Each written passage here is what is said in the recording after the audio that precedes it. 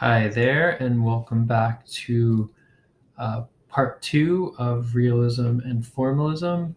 We're going to start out by taking a look at the beginnings of Formalism. And this is Voyage to the Moon by Georges Méliès, 1902. Again, anything before 1927 was silent. Sound film didn't show up until the mid to late 1920s.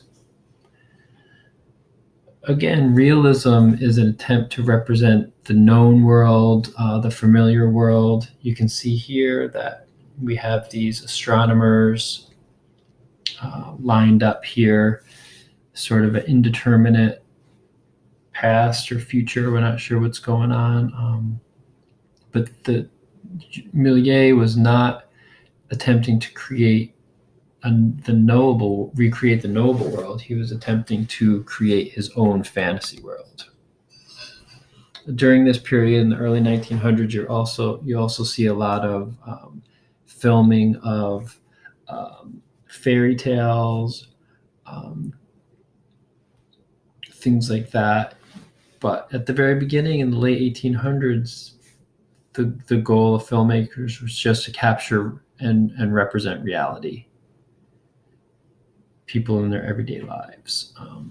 You can go ahead and watch this film in, I think it's available in Netflix and Canopy. We're going to jump ahead a little bit. You can see these cool paintings in the background with steam holes in them for steam to come out. Again, to create this artificial world, sort of a fantasy escape world. And that's what formalism is all about. Here we have getting into the rocket ship, the classic scene of them here. They're supposed to be approaching the moon. There's the rocket lands in the eye of the moon. And here they are on the surface. It's a cool cut. And they show them land again.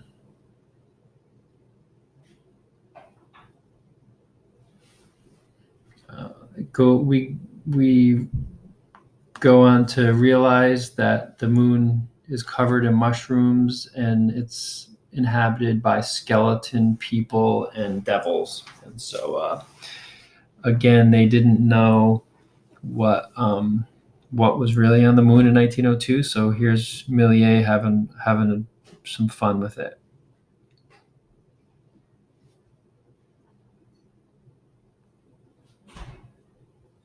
And there's one of those devil people. Okay. Jumping ahead now to an example of more contemporary formalism. Anything like sci-fi, musicals, they're all formalism. It's an internal world. It's not trying to recreate the known world. It's trying to create sort of an escape. And so, for example, in a musical, the cinematic grammar or the language used by the director and filmmaker gives characters permission to randomly break into song. That doesn't happen so much in real life. You had a show like Glee where it was really just a regular high school, but they broke into song. So that gives it sort of a sense of realism. But really, once you dig into it, it's more formalism because it has that unrealistic quality to it. So let's watch a little piece of the original Grease here. You gotta be kidding, man! Whoa. Hey, what is this, Halloween? You swipe, just let him in a sweat, huh? My tools are outstanding. Again, this is pretty recognizable in the 1950s anyway. Dan, he's gonna go turn jock. Let's try it again. You doing dessert mess? Well, you guys can't follow either all your lives, can you? Oh, come on, guys. You know you mean a lot to me. It's just a Sandy does too, and I'm gonna do anything I can to do that.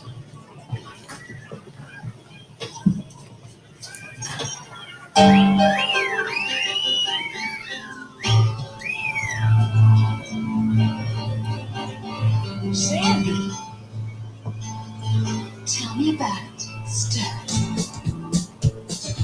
So again, everything would have been recognizable up until this point for anyone who's around the 1950s, but they probably wouldn't have broken out into song. So that's an aspect of formalism.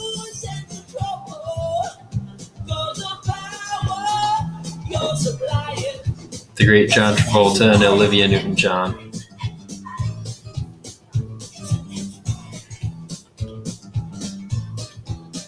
You better shape up, 'cause I need a man. Put my heart with a set on you. My heart, you better shape up. All right, I hate to pause it there. Not to age myself too much, but I saw this one when it came out in the theaters. Okay, and here we go. Our final slide here, again, of part 2 of Realism and Formalism, is one final analogy to help think about this difference in approach to film. Again, this may not make complete sense to you, but the first two movies we watch are going to be kind of bring this dynamic out. The first movie we're going to watch is Moonrise Kingdom, which I would consider to be formalist. And then the second film we're going to watch is George Washington by David Gordon Green. And I would consider that to be more of the realism approach. And while there's no science to it, you could probably argue the opposite for each film. I'm going to ask you to look at those qualities in each film. So if we think of formalism, we could think of it as a poem as opposed to a novel. In a poem, dense symbolism, the inessential elements are cut out, has an internal language of its own. So formalism is more like a poem, whereas realism in film is more like a novel. It's based in everyday life. It's an artistic rendering of reality. It's very recognizable. You could argue, in order to be a great novel, you want to be a mirror of reality. In order to be a great poem, it needs to sort of create this bubble, sort of that's its own universe, its own world. The poet makes all those decisions. Okay, and so that is realism and formalism. Thank you for listening, and have a great day.